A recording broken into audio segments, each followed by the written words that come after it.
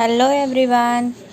आज मैं आप सबको पढ़ाने वाली हूँ आपकी हिंदी पाठ्य पुस्तक रिमझिम का पाठ 4, जिसका नाम है अधिक बलवान कौन।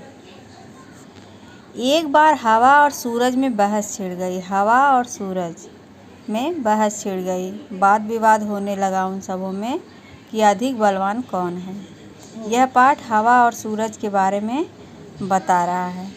हवा ने सूरज से कहा, मैं तुमसे अधिक बलवान हूँ। जो हवा था वह सूरज से बोला कि मैं तो तुमसे अधिक बलवान हूँ।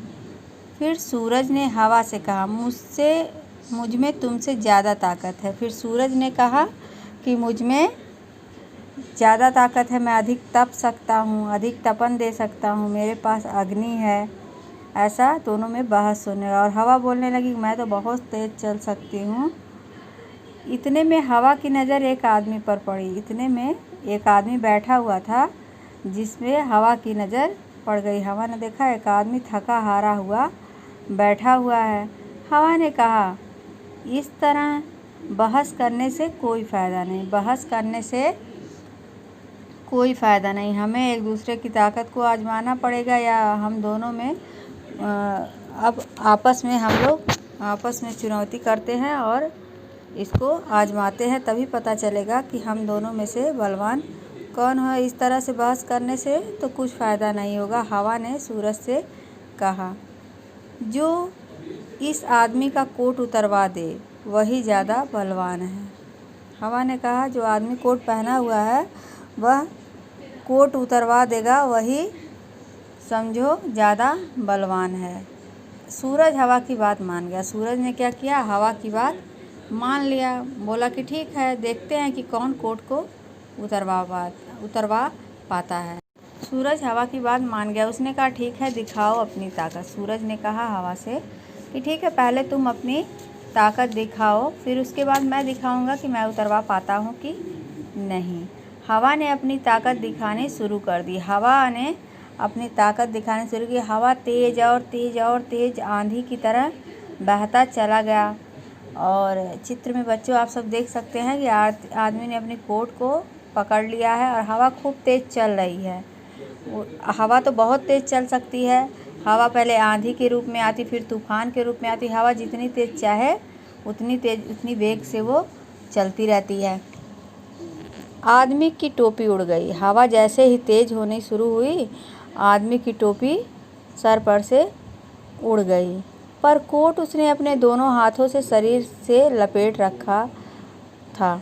लेकिन कोट को क्या किया था, दोनों हाथों से पकड़ रखा था कि उसकी कोट न उड़ने पाए। हवा तेज़ होती गई और आदमी क्या कर रहा था कि तेज़ी से कोट को पकड़े हुए था, जिससे कि हवा उसकी कोट को उड़ा न पाए, ताकि उसके शरीर पर से वो कोट उतरे नहीं। उसने दोनों हाथों से शरीर से लपेटे रखा था और दोनों हाथों से शरीर को पकड़ लिया था। अब कोट कैसे उड़ती, और जल्दी जल्दी कोट के बटन बंद कर लिए। उसने क्या किया, कोट के बटन भी बंद कर लिए, जिससे कि हवा चाहे कितना भी तेज़ हो लेकिन कोट उड़ने न पाए। लेकिन हवा अपना तेज़ और तेज़ वेग से बहते जा रही थी। आदमी परेशान हो रहा है। एक एक चीज़ उसके शरीर से उड़ रहा था, लेकिन कोट में उसने क्या किया था, बटन बंद कर लिया था, जिससे कि वह नहीं उड़ सकता था।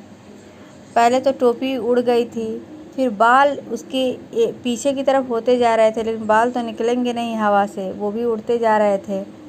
लेकिन कोट को उसने दोनों हाथों से जिस तरह लपेटा था, वो हवा से नहीं निकल रही थी।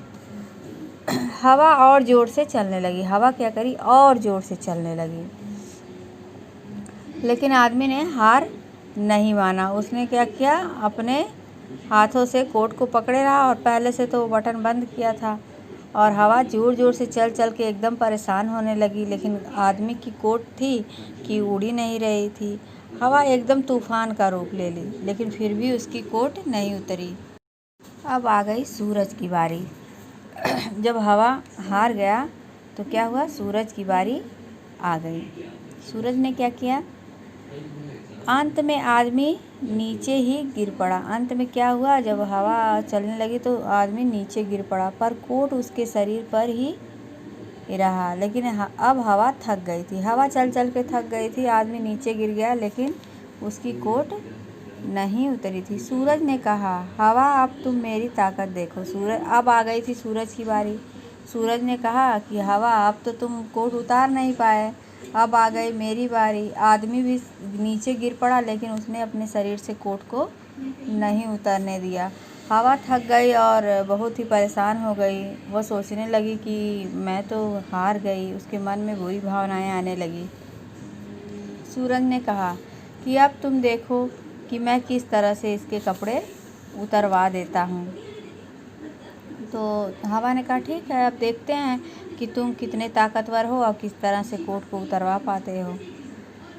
सूरज तपने लगा। सूरज ने कहा कि अब मेरी ताकत तुम देखो। सूरज तपने लगा, तेज और तेज और तेज तपने लगा, खूब तेज तपने लगा। जब सूरज निकलती है बच्चों, सूरज जब तेज तपन करता है तो गर्मी सबको लगती है।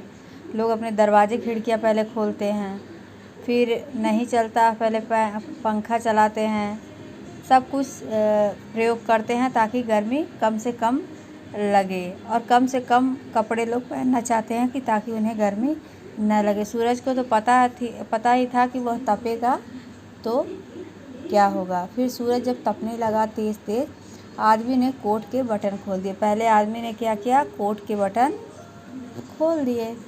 उसके बाद सूरज क्या करता, सूरज और तपने लगा। सूरज की गर्मी और बढ़ी और उसने गर्मी को बढ़ा दिया। जितना हो सकता था वह आदमी की तेज गर्मी बढ़ाते चला। और आदमी पहले कोट खोल दिया, उस पर कोट को अपने दोनों हाथों से थोड़ी देर के बाद फैला लिया ताकि उसके अंदर गर्मी न रहे। और उसको पसीने से वो तरबतर हो रहा था, उसके शरीर से पूरे पसीने निकल रहे थे। अब आदमी क्या करता, उसने कोट को उतार कर हाथ में ले लिया। वो कोट हाथ में उतार कर ले लिया और चलने लगा। जहाँ उसे जाना था वो आराम से चलता हुआ चलने लगा। क्योंकि गर्मी बहुत तेज़ थी, कपड़े जब तक वो नहीं उतारता तब तक उसकी गर्मी, कोट ज़्यादा गर्मी में पहनना बच्चों कितना कठिन होता है।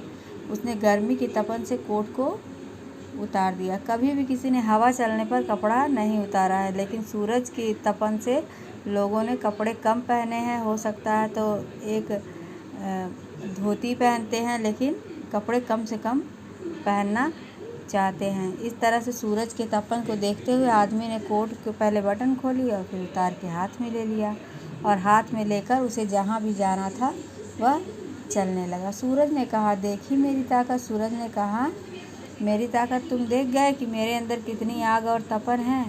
मैंने इस आदमी को पहले बटन खोलने पर मजबूर किया और फिर इतना मैं तपने लगा कि उसने कोट भी उतार ली। अभी देख सकते हो हवा, हे हवा, तुम देख सकते हो कि यह आदमी कोट उतार कर अपने हाथ में लेकर जा रहा है। सूरज ने कहा, इस तरह से मैं तुमसे अधिक ताकतवर हूँ। सूरज ने कहा, मैं देखा कि मेरे अंदर कितनी ताकत है, मैं कपड़े उतरवा सकता हूँ। और ये जो चुनौती थी ये तुम ही ने दी थी, मैंने तो किया नहीं था।